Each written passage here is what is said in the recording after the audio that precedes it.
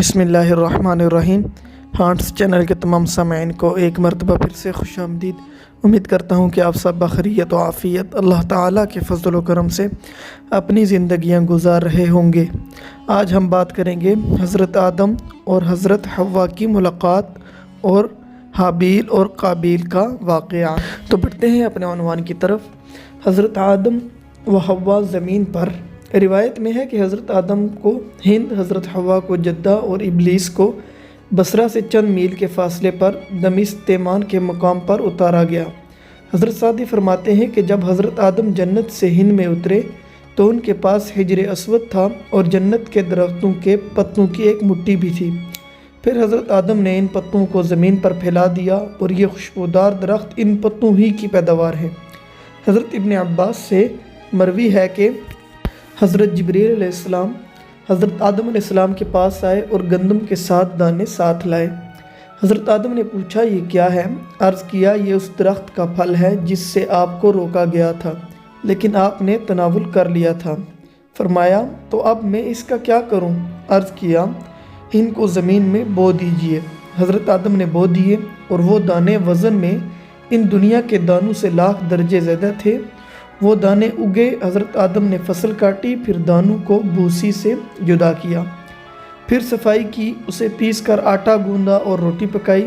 اس طرح محنت و مشقت کے بعد اسے کھایا۔ توبہ کی قبولیت اور زمین پر ملاپ۔ حضرت آدم زمین پر آنے کے بعد نہایت شرمسار اور افسردہ تھے۔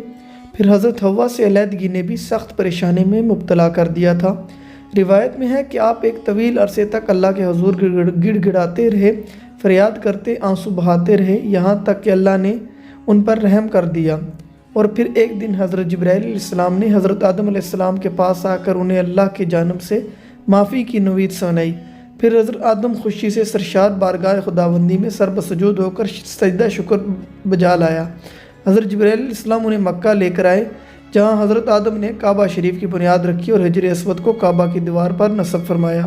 پھر اس کے گرد طواف کیا۔ طواف سے فارغ ہو کر حضرت جبرائیل نے انہیں جبل عرفات پر لے گئے جہاں حضرت حوا تشریف فرما تھی، لیکن طویل عرصے کی جدائی اور حالات نے بہت سے جسمانی تغیرات پیدا کر دیے تھے، چنانچہ دونوں ایک دوسرے کو پہچان نہ پائے، جس پر حضرت جبرائیل نے دونوں کا تعارف کرایا۔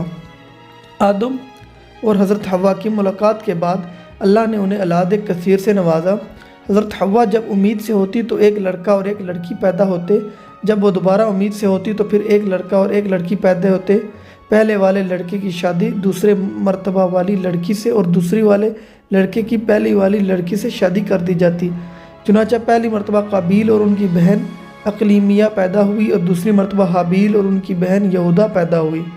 حضرت آدم علیہ السلام نے اقلیمیہ کی شادی حابیل سے اور یہودا کی شادی قابیل سے کرنا چاہی، مگر قابیل نے یہودا سے شادی کرنے سے انکار کر دیا۔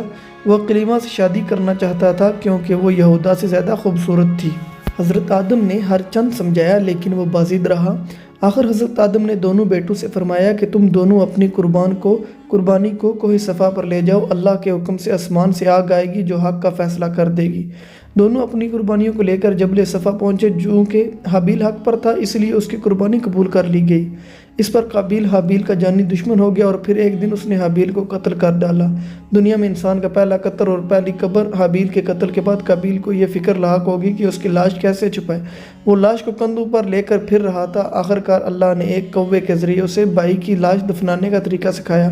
قرآن پاک میں ہے پھر اللہ نے ایک کوے کو بھیجا جو زمین کھودنے لگا تاکہ اسے بتائے کہ بھائی کی لاش کو کیسے چھپائے۔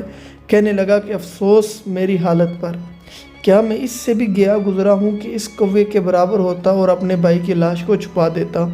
پھر وہ بہت پشیمان ہوا۔ اسی کے ساتھ ویڈیو کا اختتام کیا جا رہا ہے۔ اب تمام سامعین سے گزارش ہے کہ جن احباب نے چینل کو سبسکرائب نہیں کیا تو کائنڈلی چینل کو ضرور سبسکرائب کریں اور بیل کے آئیکن کو پریس کریں اور اپنی دعاؤں میں لازمی یاد رکھیں۔ اللہ حافظ۔